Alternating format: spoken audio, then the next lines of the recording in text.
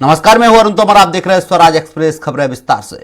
छत्तीसगढ़ से बड़ी खबर आपको बता रहे हैं, जहां पर 3 सीटों पर 4% मतदान प्रतिशत बढ़ा है। 72.13 से बढ़कर 76.42% मतदान हुआ है। निर्वाचन आयोग ने आंकड़ा जारी किया है। संशोधित आंकड़ा राजनांदगांव सीट पर 77.42%, कांकेर सीट पर 76.23% मतदान हुआ है। महासमुंद लोकसभा सीट पर 75.02% मतदान हुआ है।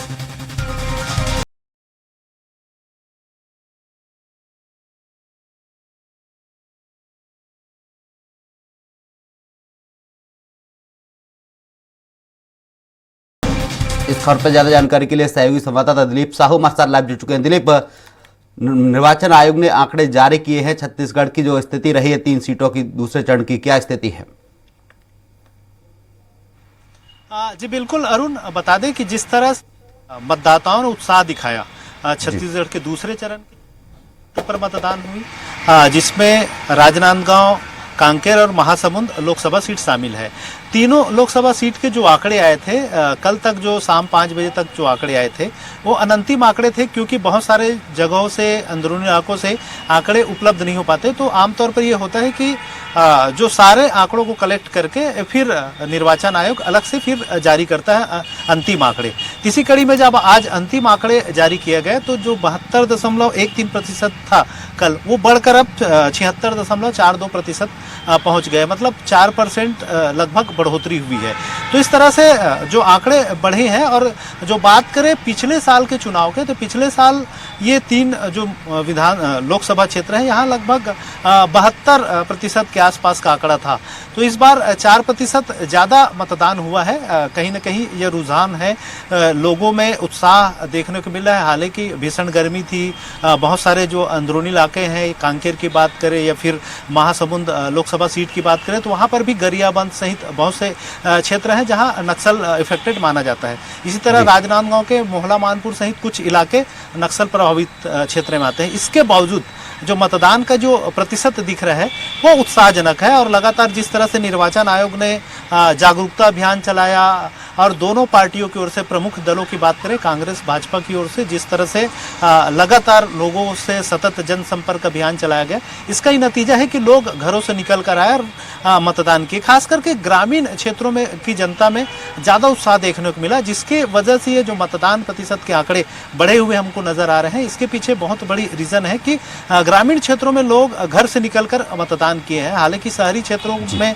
आंकड़ा थोड़ी सी कम है, जैसे विधानसभा वार भी देखेंगे तो शहरी क्षेत्रों के आंकड़े अमूमन ग्रामीण क्षेत्रों की तुलना में थोड़ी सी कम नजर आ रही है। तो इस तरह से लोगों में खासा उत्साह रहा है। हालांकि दोनों राजनीतिक दलों की बात करें तो दोनों के अपने अपने दावे हैं। बीजेपी कह रहे हैं कि जिस तरह से बम्पर मतदान हुआ है, ज़्यादा प्रतिशत आई है, तो इसको लेकर वे उत्साहित हैं कि मोदी जी के जो नेतृत्व है उनको लेकर, उनके चेहरे पर जिस तरह से बीजेपी ने चुनाव लड़ा है, तो कहीं ना कहीं उनके पक्ष में मतदान है। वो सीधे तौर पे कह रहे हैं कि एंटी इनकम्बेंसी वाला कोई माहौल नहीं था, प्रो इनकम्बेंसी वाला माहौल था और मोदी जी के पक्ष में माहौल था, इसलिए लोगों ने बढ़ चढ़ कर मतदान किए हैं। वहीं कांग्रेस के अपने दावे हैं। कांग्रेस का कहना है कि जिस तरह से मतदान हुआ है उससे ये लग रहा है कि लोगों में बदलाव की बयार है। अभी दूसरे चरण के जो तीनों सीट है वो पिछले चुनाव में भाजपा के पास था, और तीनों जगह पर भाजपा के जो प्रत्याशी वो जीत कर आए हैं और मौजूदा समय में भाजपा के सांसद हैं।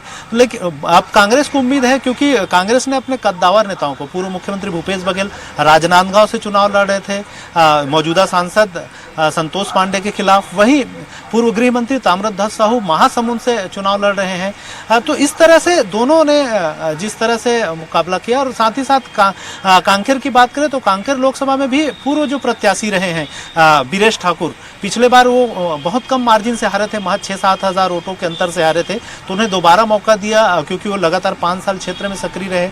इसलिए कांग्रेस उत्साहित नजर आ रही है कि जिस तरह से उनके आंकड़े कम थे और लगातार जिस तरह से वो क्षेत्र में सक्रिय रहे, उसका फायदा मिलेगा, इस तरह से कांग्रेस का कहना है। तो इस तरह से कांग्रेस और भाजपा दोनों के अपने अपने दावे हैं। अब देखना होगा कि जो वोटिंग प्रतिशत बढ़ा है वो किनके फेवर में जाता है। जी, 2019 के मुकाबले 2024 में वोटिंग परसेंटेज जो बढ़ा है या फिर घटा है छत्तीसगढ़ का?